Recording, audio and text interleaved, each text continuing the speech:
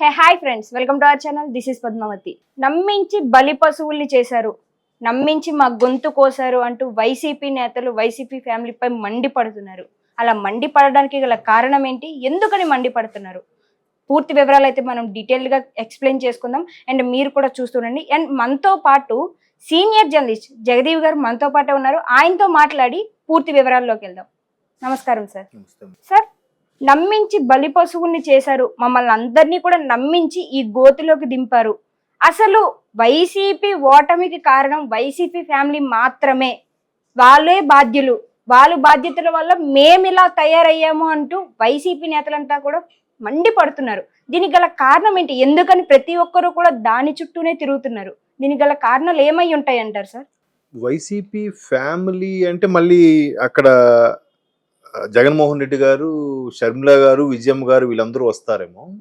But వాళ్ళు వైసీపీకి మేము చెందిన వాళ్ళం కాదు అని చెప్పకనే చెప్తూ బయటకు వచ్చేసి తెలంగాణలో తెలంగాణ వైఎస్ఆర్ పార్టీ పెట్టి తర్వాత ఇక్కడ కాంగ్రెస్ కు సపోర్ట్ ఇస్తూ విలీనం చేసేసి మళ్ళీ ఆంధ్రాకి వచ్చి ఆంధ్ర పిసిసి చీఫ్ గా ఉన్నారు షర్మిలమ్మ గారు. సో వైసీసీ ఫ్యామిలీ అనేది కాకపోయినా జగన్మోహన్ రెడ్డి గారే ప్రధాన కారణమేమో అన్నట్టుగా అనిపిస్తుంది. మరోవైపు చాలా మంది విశ్లేషకుల అభిప్రాయం, చాలా మంది అనుభవజ్ఞుల విశ్లేషణ బట్టి చూస్తే అన్నిటికీ కర్త కర్మ క్రియ జగన్మోహన్ రెడ్డి గారే అనే వార్త వినిపిస్తున్నాయి. దానికి ఒక ఎగ్జాంపుల్గా కూడా కర్ణుడి చావుకి అనేక కారణాలు అన్నట్టుగా రకరకాల రీజన్స్ చెప్తున్నారు.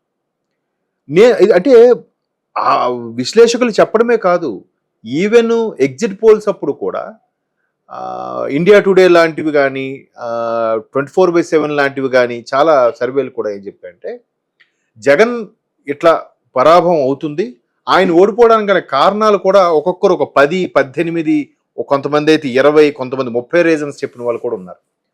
అందులో ప్రధానంగా ఏమిటంటే అన్నీ తానే, నేనే సర్వస్వం, నా ఫోటో పెడితే చాలు అందరూ గెలిచేస్తారు, అక్కడ సిట్టింగ్ ఎమ్మెల్యేనా, అక్కడ ఫెమిలియర్గా ఉన్న క్యాండిడేటా, ప్రజలకు సేవ చేసుకునే మనిషా, ప్రజల మధ్య బతికే మనిషా అనే ప్రజాప్రతినిధి అనే చూడకుండా ఆయనకు నచ్చినట్టుగా మార్చేశాడు. అవును కదా, షఫిల్ చేశారు. ఎక్కడో అక్కడ ఎంపీగా పెట్టాడు, ఎంపీని తీసుకొచ్చి ఎమ్మెల్యే చేశారు, ఎమ్మెల్సీని ఎమ్మెల్యేగా పోటీ చేశారు, ఇట్లా రకరకాలుగా చేశాడు ఆయన. సో ఇది మొదటి కారణం.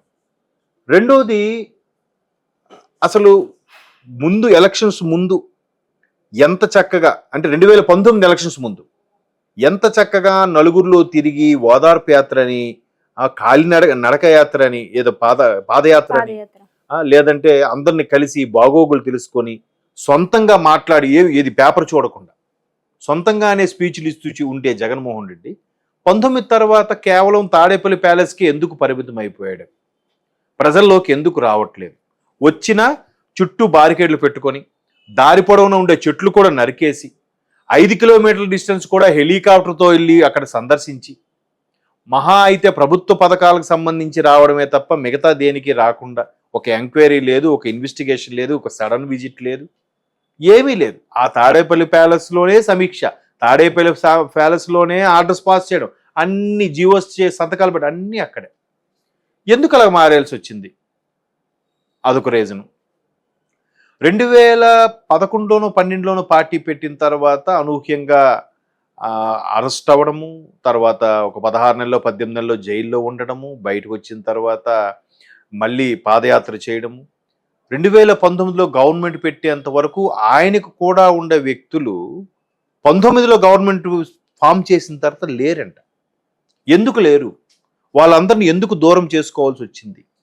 ఇటువంటి నియంత్రిత పోకడల వల్లేనా, లేకపోతే నా వల్లే గెలిచాను, నేనే మొత్తం ఈ పథకాల కాన్సెప్ట్ నాదే, పథకాలు కూడా నేనే చెప్పాను, ఈ పథకాలు చూసి చాలు ఎవడైనా మనకు ఓటేస్తాడు, ఎంత వరస్ట్ కేసులో అయినా మనకు రావాల్సిన గంపగుత్తుగా పడాల్సిన ఓటు బ్యాంక్ అలాగే ఉంది, ఈ మహిళలు చాలు మనకు వేస్తారు, ఈ పథకాలు తీసుకున్న వాళ్ళు చాలు మనకు వేస్తారు, వాళ్ళతోనే గెలుస్తాం, తక్కువ పర్సెంటేజ్లో మనం గెలిచి తీరుతాం అనే ఓవర్ కాన్ఫిడెన్స్ కూడా ఎక్కువైంది అనేది ఒక రీజన్. వీటితో పాటు చంద్రబాబు నాయుడు గారు అరెస్ట్ కూడా ఒక రీజన్గా కూడా చెప్పారు చాలామంది.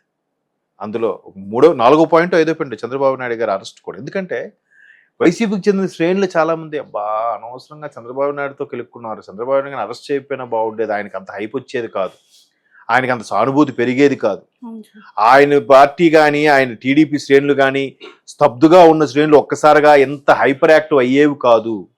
అనవసరంగా కెలుక్కున్నాం అనే ఫీలింగ్ కూడా చాలా మంది మీరు అన్నట్టు వైసీపీ శ్రేణుల్లో ఉంది. ఇంకొకటి జక్కంపూడి రాజా గారు, రాజానగరం మాజీ ఎమ్మెల్యే, ఆయన కూడా అసలు మేము ఎన్నిసార్లు కలవడానికి వెళ్తే సజ్జల గారు, ధనుంజయ రెడ్డి గారు ఇవాళ రండి రేపు రండి మళ్ళీ పంపించేశారు, వీళ్ళు కలవడానికి వీళ్ళు అడ్డుగోడలా ఉండేవారు, నిజంగా అధినేత కలిసే ప్రయత్నం చేశారా చేయలేదా, నిజంగా ఆయన బిజీగా ఉన్నాడో లేదు మాకు తెలియదు.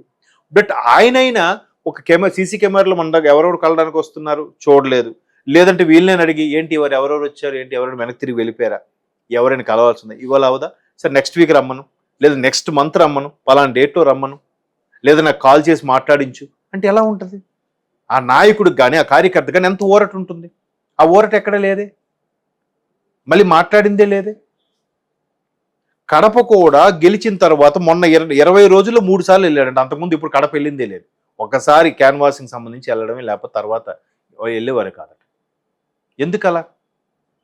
ఎప్పుడు 14-19 ఎలక్షన్ ముందు ఎక్కడికెళ్ళిన అనర్గళంగా మాట్లాడే వ్యక్తి ఆఖరికి ఓడిపోయిన రోజు కూడా ఎవరెవరికి శుభాకాంక్షలు చెప్పాలో కూడా చూసే చెప్పాడు ఆయన, చంద్రబాబు నాయుడు గారికి, పవన్ కళ్యాణ్ గారికి అన్నట్టు. ఎందుకు ఆ పరిస్థితి వచ్చింది? ఆ సీట్లో ఉన్న జగన్మోహన్ రెడ్డేనా కాదా అనేది వైసీపీ శ్రేణిలో చాలా మంది లేవనెత్తున్న అంశం. ఎందుకు ఇలాగ అసలు ఆయనకు కావాల్సిన వాళ్ళు ఎందుకు దూరం పెట్టాడు, దూరంగా పెట్టాల్సిన ఎందుకు దగ్గర చేశాడు?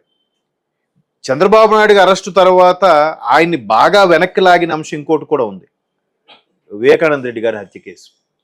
అవునా కదా? వివేకానంద రెడ్డి గారి హత్య కేసు అంటే ఇప్పటికీ ఆయన్ని ఊపిరి ఆడనివ్వట్లేని పరిస్థితిలో ఉంది. ఎందుకు?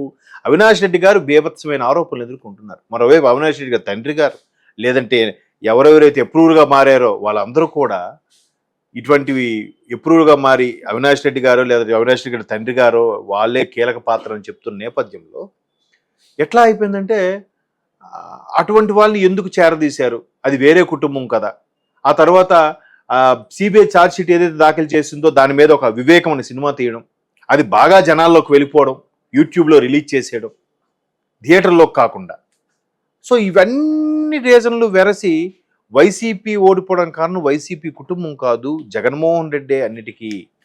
చాలా సందర్భాల్లో చెప్పే ప్రయత్నం చేసినా కూడా ఆయన వినలేదు, అసలు చెప్పడానికి అవకాశం కూడా ఆయన ఇవ్వలేదు అనేది చాలా. తర్వాత మొన్న కరణం ధర్మశ్రీ గారు కూడా అదే మాట చెప్పారు, చోడవరం జగన్మోహన్ రెడ్డి గారు చేతులారా చేసుకున్నది, అంత మెజారిటీ ఉన్న వ్యక్తికి ఈసారి ఎంత బాగా రావాలి, కనీసం ఒక ప్రతిపక్ష హోదాలో కూడా ఎంత గౌరవంగా ఉండాల్సింది, కనీసం ఒక 60-70 సీట్లను రావాలి, ఎందుకు రాలేదు? ప్రజల్లో ఎంత వ్యతిరేకత ఎందుకు వచ్చింది? ఎందుకు మంత్రులు ఎంత విచ్చలవిడిగా మాట్లాడి ఎంత దారుణంగా చేశారు ఆ టైంలో? వీటన్నిటికి కూడా మూల్యం చెల్లించుకుంటున్నారు. ఆయన చెల్లించుకోవడం కాదు, జెండాలు మోసిన మేము ఇప్పుడు బాధలు అనిపిస్తున్నాం. మేము గడిచిన 5 ఏళ్ళు సెటిల్ అయింది లేదు, సంపాదించుకున్నది లేదు, మాకు గట్టిగా వచ్చిన పథకాలు ఏమీ లేవు, మా పరిస్థితి ఏంటి అనేది ఇప్పుడు వైసీపీ శ్రేణుల్లో వైసీపీ కార్యకర్తలో ఉండే ఆందోళన. అంటే ఏం చేయలేదు. నిజంగా సార్, మీరు చెప్పిన ప్రతి ఒక్క వర్డ్ ఏదైతే ఉందో అది అన్నీ కూడా 100% నిజాలే.